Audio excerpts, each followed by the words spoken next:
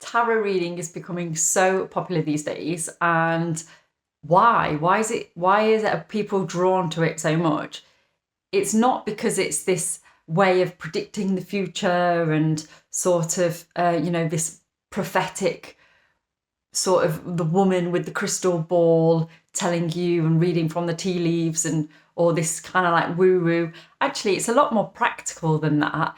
It's just about presenting you, the reader, with different options for you to create your own future.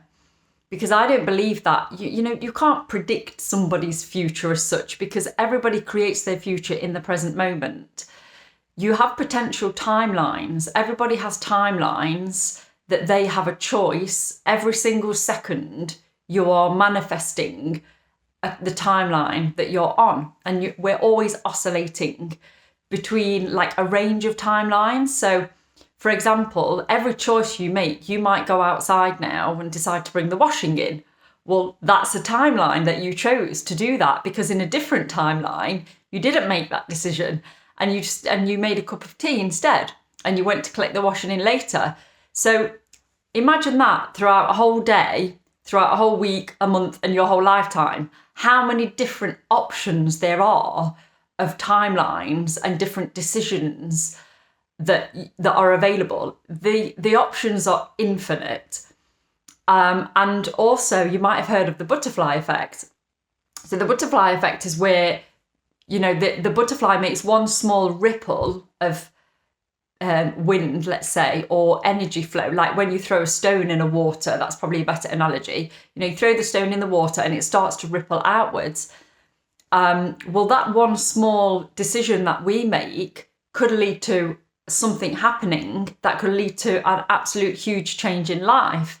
And if anyone's seen the film Sliding Doors, that's a really good film to explain this, because the film Sliding Doors has I can't remember who is in it now. I think Cameron Diaz, but I could be wrong about this because it's quite an old film and I'm not really super up to speed on celebrities and things like that. So, but anyway, the philosophy of it is that the woman missed the train, so she just missed the doors of the train, and because she had to wait then for the next train, and that sort of sent her on a timeline in that direction, and then on a different timeline she just made it like by the skin of her teeth, almost got her foot caught in the door as the door was closing.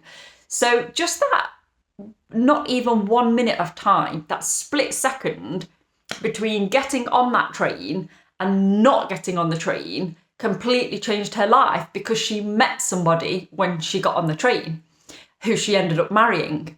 And can you imagine meeting someone and end up getting married? How different your life would then look to if you never met that person. It's a completely different life. So that's a really good analogy for this. And with tarot, you're not predicting someone's future when you give a tarot reading. You're predicting a potential timeline that's in alignment with the current energies that person is feeling. So it's saying, like, this is what could happen if you carry on down this road, but it doesn't mean to say that's what is going to happen, because at the end of the day, you make that decision about your life. And in the present, you can make any decision to change the course of your future. But one thing I really love about tarot is I find it more of a coaching tool, because I have a professional coaching background. And I really, coaching is all about bringing what's inside a person out, really tapping into their subconscious, basically. And that's what tarot does. You're just tapping into someone's subconscious mind and bringing ideas forward, or bringing beliefs and feelings and emotions and potential actions that might not have happened but could happen, that should happen. You're just bringing that out. You're just bringing it back into the prefrontal cortex of the person, so that they're actually consciously reminding themselves, going, oh yeah, I forgot about that. Or yeah, I knew that was an option, but I didn't think it was, but actually it is. So you're just bringing the energies that are already there out to allow a person to see things in a new way, in a fresh way, in an old way that they'd forgotten. So I find it a really good coaching tool. And one really important thing as a tarot reader is never to give a negative prediction to the person who you're reading tarot to. I've had this done to me personally.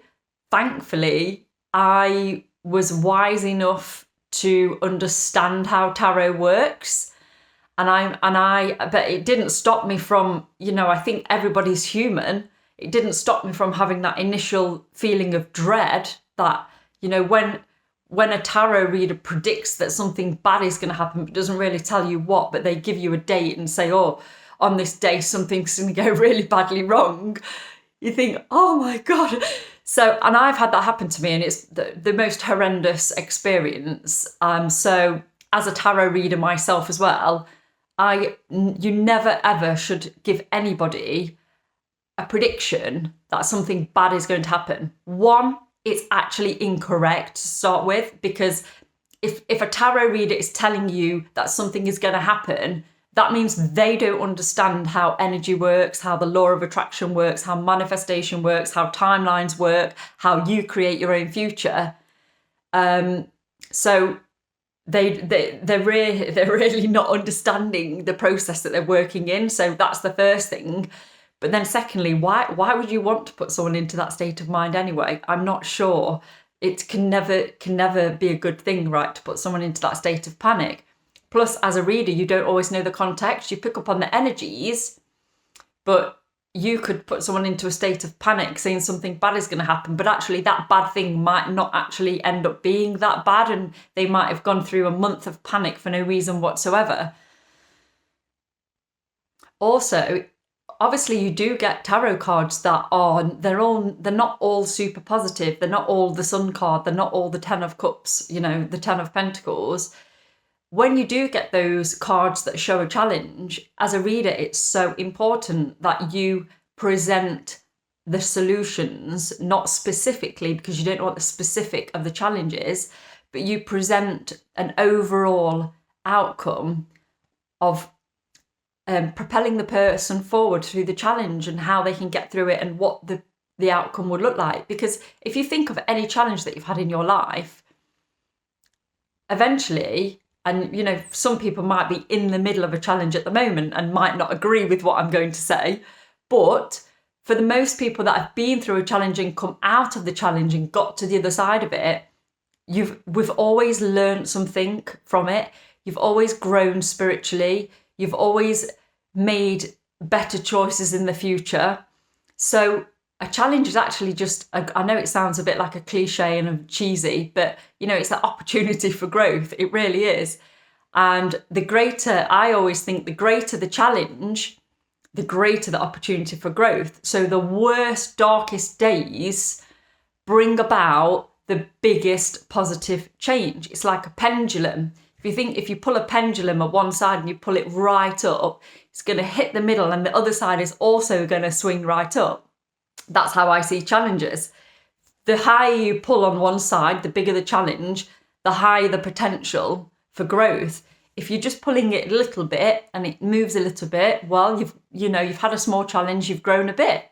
So everything in the end balances out.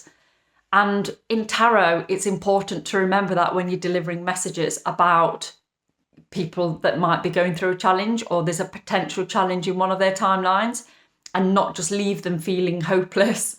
So I'm going to be delivering a session, a workshop on how to read tarot.